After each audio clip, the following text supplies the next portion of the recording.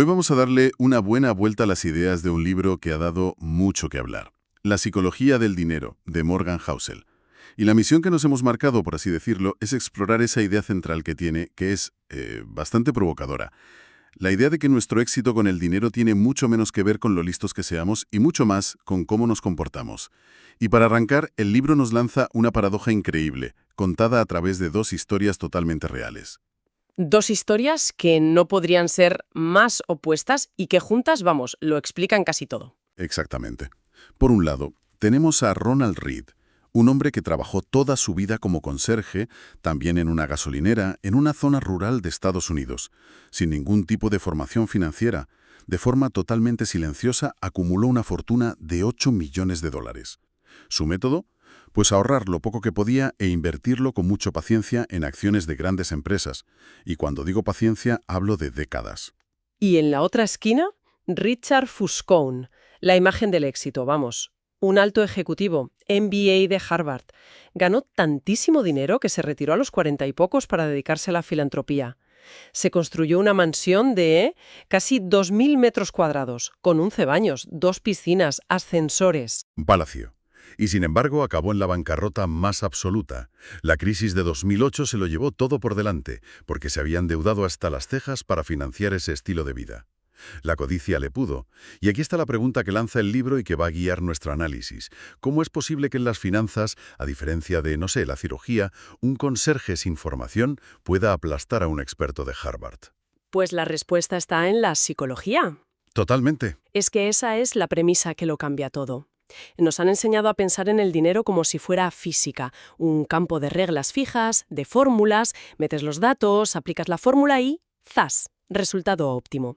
Pero Housel argumenta que eso es un error. El dinero se parece mucho más a la psicología. Es un territorio desordenado, gobernado por emociones, por egos, por miedos, y es ahí donde vamos a indagar hoy. Pues empecemos por el primer gran concepto del libro, que a mí me parece una idea potentísima para empezar a entender todo lo demás. Nadie está loco. Lo que quiere decir es que ninguna decisión financiera, por muy absurda que nos parezca desde fuera, no es una locura para la persona que la toma en ese momento. Dicho de otro modo, cada decisión tiene su propia lógica interna para quien la ejecuta. Se basa en su modelo mental del mundo, que está construido a partir de las lecciones que ha aprendido en su vida. El problema es que esa base de lecciones, pues es increíblemente pequeña. Housel lo cuantifica de una manera brutal. Dice algo así como que tus experiencias personales con el dinero son quizás el 0,0000001% de lo que ha pasado en el mundo, pero conforman el 80% de cómo crees tú que funciona. O sea, una muestra minúscula de la realidad se convierte en tu verdad universal. Y se convierte en un ancla emocional casi imposible de levantar. El libro lo ilustra muy bien con gráficos. Por ejemplo, la bolsa. Si naciste en Estados Unidos, en 1970, durante tu adolescencia y juventud, viste cómo el S&P 500 se multiplicaba por 10. El mensaje que tu cerebro grabó a fuego es: las acciones son una máquina de hacer dinero. Claro. Pero si naciste en 1950, en esos mismos años de formación, el mercado, ajustado por inflación, no se movió, estuvo plano. Tu experiencia te gritaba que la bolsa era un sitio donde el dinero, pues, se estancaba. Y son dos personas igual de inteligentes, viviendo en el mismo país, que desarrollan visiones del mundo totalmente opuestas. Justo. Y pasa lo mismo con la inflación. Quienes crecieron en los 60 y 70 vieron cómo los precios se disparaban. Eso deja una cicatriz de miedo, de perder poder adquisitivo que te dura para siempre. Mm. En cambio, alguien nacido en 1990 en un país occidental ha vivido casi toda su vida con precios estables. La idea de una inflación desbocada no es una amenaza real en su cabeza, Un es... concepto teórico de un libro de historia. Eso es. A ver, entiendo el punto de que nuestras experiencias nos marcan, pero ¿no hay un límite? Una persona que se gasta todos sus ahorros en lotería basándose en un presentimiento, ¿no está tomando una decisión objetivamente mala, más allá de su experiencia? O sea, ¿no es esto una forma de justificar la irracionalidad? Es una pregunta clave. El autor no pretende justificar las malas decisiones, sino entender de dónde vienen. Y aquí introduce otro punto que me parece crucial. La gestión moderna del dinero es un campo insultantemente nuevo. Todos somos novatos en esto. Claro, es verdad. El dinero existe desde hace milenios, sí, pero conceptos como la jubilación para todos, los fondos de inversión, las hipotecas a 30 años, el acceso masivo a la universidad, son fenómenos de las últimas 2 generaciones. Claro. Mi abuelo no tenía un plan de pensiones, trabajaba hasta que el cuerpo aguantaba y ya está. Exacto. El primer fondo indexado, que es la base de la inversión pasiva moderna, se creó en 1975. Los planes 401(k) en Estados Unidos, que son el pilar de la jubilación de millones de personas, nacieron en el 78. O sea, somos la primera o segunda generación que se enfrenta a gestionar su propio futuro financiero con estas herramientas. Llevamos muy poco tiempo aprendiendo, ¿es verdad? Por eso, a falta de un manual de instrucciones probado durante siglos, nos aferramos con uñas y dientes a lo único que tenemos, nuestra propia ilimitadísima experiencia. No justifica la decisión de la lotería, pero explica por qué el instinto y la esperanza a veces pueden pesar más que una hoja de cálculo. Y si todos somos novatos en este juego, supongo que eso nos hace mucho más vulnerables a fuerzas que no entendemos o no podemos controlar. Y aquí es donde el autor introduce 2 factores que lo cambian todo: la suerte y el riesgo. Son las 2 caras de la misma moneda. Fuerzas invisibles y potentísimas que determinan los resultados. Pero, claro, nos sentimos muy incómodos reconociéndolas. Preferimos atribuirlo todo a la habilidad o, bueno, a la estupidez. Para ilustrarlo, el libro cuenta la historia del origen de Bill Gates. Todos aceptamos que es un genio, un visionario. Pero el libro nos recuerda un hecho. En 1968, cuando Gates estaba en el instituto, solo había una escuela en todo el mundo que tuviera un ordenador. Una. La Lakeside School, en Seattle. Y él, por pura casualidad, estudiaba allí. Fue una carambola de 1 entre 1.000.000. Es increíble. Sin esa dosis de suerte monumental, Microsoft, tal y como lo conocemos, no existiría. Esa es la suerte, la fuerza que te impulsa. Pero, ¿y su gemelo oscuro, el riesgo? Pues el riesgo es su mejor amigo de aquella época, un chico llamado Kent Evans. Era, según cuenta el propio Gates, igual de brillante, igual de apasionado por los ordenadores y compartía su misma visión. Estaban destinados a montar algo grande juntos. Podría haber sido cofundador de Microsoft. Pero Kent Evans sufrió el riesgo de 1 entre 1.000.000. Murió en un accidente de montañismo antes de graduarse. Uf. La misma fuerza invisible, de la misma magnitud, actuando en direcciones opuestas sobre 2 personas muy similares. Y esto nos lleva a un problema psicológico enorme. Nos cuesta muchísimo aceptar el papel del azar. Cuando vemos un éxito descomunal como el de Gates, tendemos a crear una narrativa perfecta donde todo es fruto de su genio y determinación. Claro. Es una historia mucho más satisfactoria. Nos hace sentir que el mundo es justo y predecible. Claro, parece que reescribimos la historia para que encaje, borrando la suerte del mapa. El libro pone el ejemplo de Cornelius Vanderbilt, el magnate de los ferrocarriles. Se le admira como un visionario que construyó un imperio ignorando las leyes. Pero como señala Housel, muchos otros hicieron exactamente lo mismo y acabaron en la cárcel. Ya. ¿La diferencia fue su habilidad o simplemente tuvo la suerte de que no le pillaran en los momentos clave? Es imposible saberlo. Lo fascinante aquí es la lección práctica que se saca de esto. La frase del libro es demoledora. Nada es tan bueno o tan malo como parece.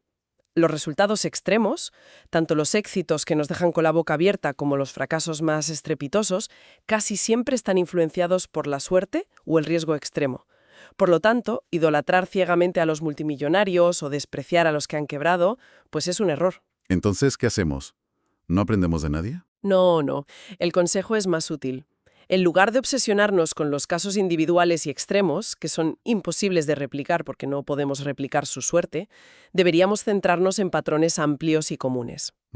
Por ejemplo, es mucho más útil para nuestra vida estudiar el patrón de que las personas que tienen control sobre su tiempo tienden a ser más felices que intentar copiar paso a paso la carrera de Elon Musk.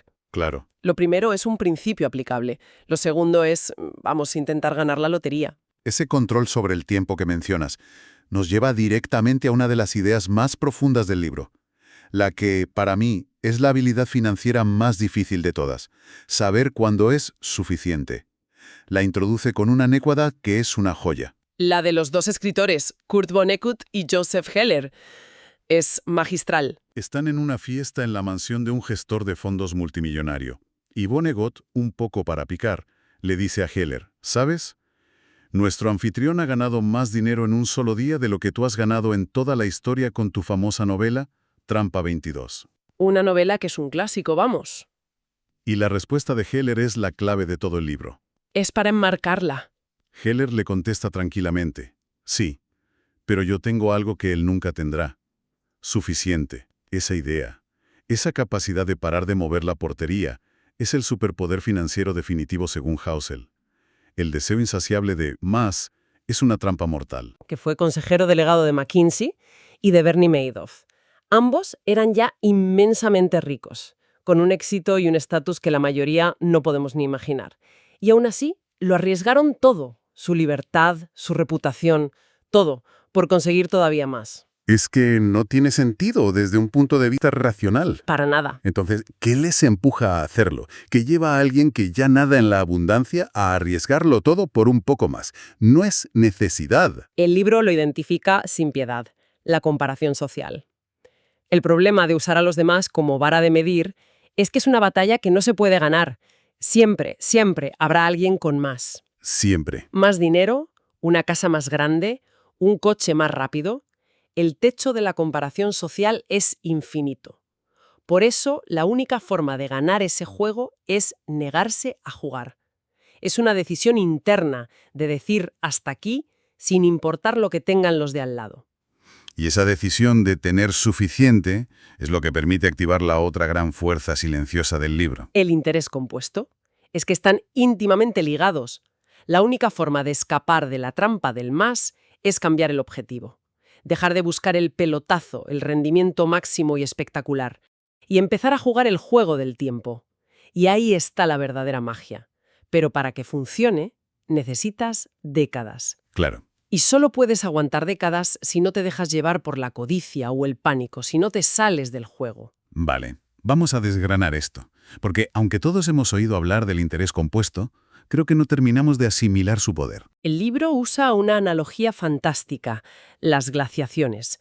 La intuición nos dice que las glaciaciones las causan inviernos extremadamente fríos, pero no es así. La causa real son veranos que son solo un poquito más frescos de lo normal. Ajá. Lo justo para que una pequeña capa de nieve del invierno anterior no se derrita del todo. Esa pequeña base que sobrevive hace que se acumule un poco más de nieve el invierno siguiente. Esa nieve extra refleja más luz solar, enfría un poco más el verano. ¿Y el ciclo se retroalimenta? Exacto. Un cambio minúsculo, mantenido durante miles de años, acaba cubriendo continentes enteros de hielo. Un pequeño ahorro o un rendimiento modesto que se mantiene en el tiempo sin interrupciones acaba generando resultados extraordinarios. No se trata de la magnitud, sino de la constancia. Exacto. El secreto no está en conseguir los mejores rendimientos, sino en conseguir rendimientos bastante buenos que puedas mantener durante el periodo de tiempo más largo posible. Y para rematar esta idea, el libro da el dato más alucinante sobre Warren Buffett. De su patrimonio, que rondaba los 84.500 millones de dólares cuando se escribió el libro, 81.500 los generó después de cumplir 65 años. Es una cifra increíble. Lo desmonta todo. Totalmente. Su habilidad es ser un gran inversor, por supuesto, pero su verdadero secreto, el motor de su riqueza, es el tiempo. Empezó a invertir a los 10 años y nunca ha parado. Su superpoder no es la inteligencia, es la longevidad y la paciencia. Bien, si tuviéramos que destilar las grandes lecciones de este análisis, la primera para mí es aceptar que nuestras decisiones financieras están profundamente moldeadas por nuestra pequeña y sesgada ventana al mundo. Claro, por nuestras experiencias personales. Exacto. La segunda, que la suerte y el riesgo son fuerzas reales y debemos respetarlas.